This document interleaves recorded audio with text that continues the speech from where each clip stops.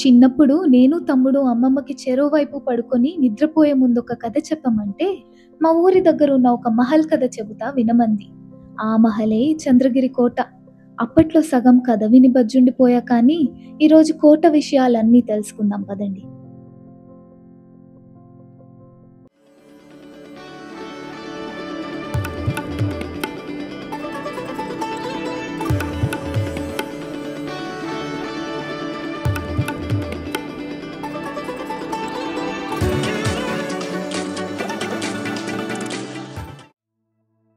ఇది 1000వ సంవత్సరం నాటి మాట. అంటే ఇప్పటి నుండి 1025 ఏళ్ళు వెనుకటి చరిత్ర. నారాయణవన సామ్రాటైన ఇమ్మడి నరసింహ యాదవ రాయల వారికి శత్రుదాడులు తట్టుకొని నిలబడగలిగే ఒక బలమైన కోట లేకపోవడంతో వారి కాలంలో ఈ కోట నిర్మించబడిందని చరిత్ర చెబుతోంది.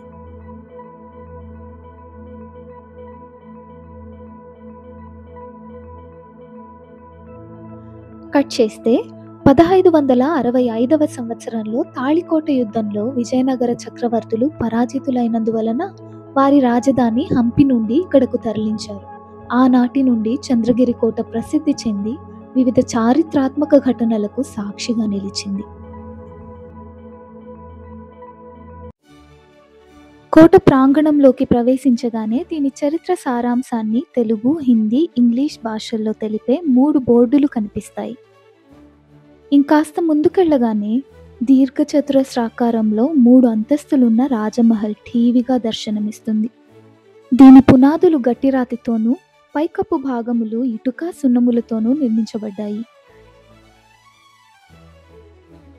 ఈ కోటలోని ఆర్చీలు, గోపురాలు, కప్పు పైభాగంలో లతాలంకరణలు ఆనాటి కళాకారుల నైపుణ్యతను చాటి చెబుతాయి. ఇప్పుడు ఈ రాజమహల్ను మ్యూజియంగా మార్చారు. ఇక్కడ ఫోటోగ్రఫీ, వీడియోగ్రఫీ నిషేధించబడ్డాయి. నేను ఈ మ్యూజియం ఎగ్జిబిట్లో చూసినవి విజయనగర కాలపు శిల్పాలు, ఖడ్గాలు, నాణాలు, పనిముట్లు, ఆ కాలం నాటి ట్యాక్స్ రిసీట్లు, కొన్ని పురాతన చిత్రాలు, శ్రీకృష్ణదేవరాయలు మరియు ప్రముఖుల శిల్పాలు మొదలైనవి. కోట పై అంతస్తులోని కిటికీ నుండి బయటకు చూస్తుంటే ఎంతో అందమైన ఈ వ్యూ నన్ను ఆకట్టుకుంది. ఇక్కడ నుండి కొలనులా కనిపిస్తున్నది ఏంటా అని ఆరా తీస్తే వర్షపు నీటిని సేకరించి వాడుకోవడానికి వీలుగా ఈ నీటి నిల్వ స్థలాన్ని ఏర్పరిచారట. ఇంతలో కుడివైపుకు తిరిగి చూస్తే రాణిమహల్ కనబడింది.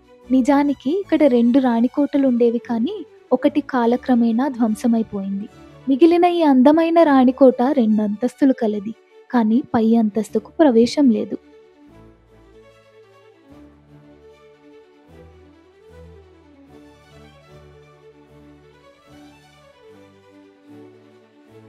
కోట సమీపంలోని కొండపై నుండి సైనికులు శత్రువులు రాకుండా కాపలా కాసేవారట.